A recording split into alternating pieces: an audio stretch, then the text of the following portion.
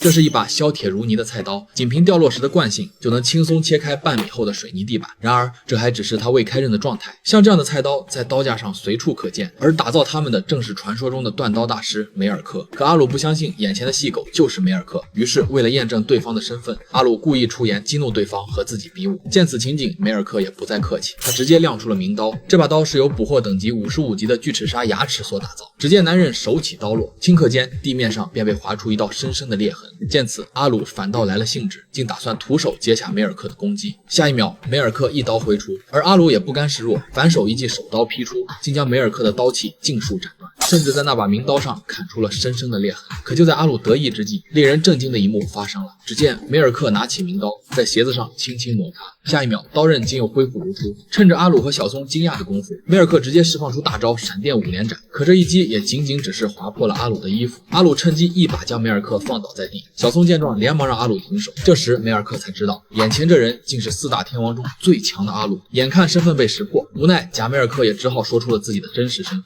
原来他只是梅尔克的徒弟，自己的师傅梅尔克为了去寻找珍贵的魔刀石，已经消失了2年半之久。现在所有的断刀任务都是由他来完成。误会解除之后，小松也表明了自己的来意，他希望2代梅尔克能够帮他打造一把菜刀。可当从对方的口中得知预约的队伍已经排到了2年半后，小松顿时满脸的失落。然而当他从包里掏出已经断掉的旧菜刀时，2代梅尔克彻底震惊了。他没想到小松对待菜刀竟如此的爱护，当即表示只要阿鲁能够找到传说中的梅尔克魔刀石，那他就为小松重新打造一把菜刀。阿鲁毫不犹豫地答应了，随即动身前往人间最危险的死亡深渊。但这里的重力是地表的50倍，阿鲁刚踏足此地就感觉头脑发晕，每迈出一步都让他感到无比的吃力。可更要命的是，由于重力的影响，阿鲁的血液全部积压在双腿上，这样下去别说是到达谷底，恐怕再向前走一步就会被彻底压成肉饼。就在这时，一颗滚石引起了阿鲁的注意，阿鲁顿时受到启发，他立马将身体蜷缩起来，整个人就如同一颗皮球一样向下滚去。虽然样子有点狼狈，但好在阿鲁顺利的到达谷底。可当他抬头一看，竟发现自己误打误撞来到了红宝石螃蟹的巢穴。看着眼前这些移动的蛋白质，阿鲁两眼放光，二话不说就开始大口吃了起来。入口即化的肉质加上香甜的味道，让阿鲁根本停不下嘴，不出2分半钟的功夫就吃掉了几百只。然而就在阿鲁大快朵颐之时，突然前方出现了一只牛头怪，正缓缓向他走来。此刻的阿鲁信心满满，吃饱的他已经无所畏惧。可令他意外的是，牛头怪并未向他发起攻击，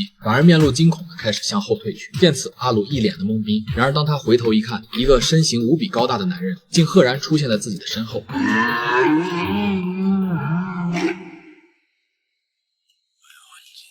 以上便是本集的全部内容，接下来再补充几点细节。初代梅尔克为寻找魔刀石梅尔克星辰，已在重力为地表50倍的死亡深渊失踪了2年半。阿鲁在谷底遇到的男人正是初代梅尔克本人，他身高2.5米，满身伤痕，外表凶悍却声音极小，需借扩音石交流。2代梅尔克实为他的养女兼徒弟，因师傅失踪才冒名顶替。他手艺精湛，但缺乏自信。后来为小松打造新菜刀时，选用的材料是美食界龙王迪罗乌斯的獠牙，硬到无法锻造，只能靠梅尔克星辰反复打磨。小松爱护锻刀的心意打动了2代梅尔克，证明了美食世界的真谛从来不止于美味，更是一颗愿意为极致而赴汤蹈火的初心。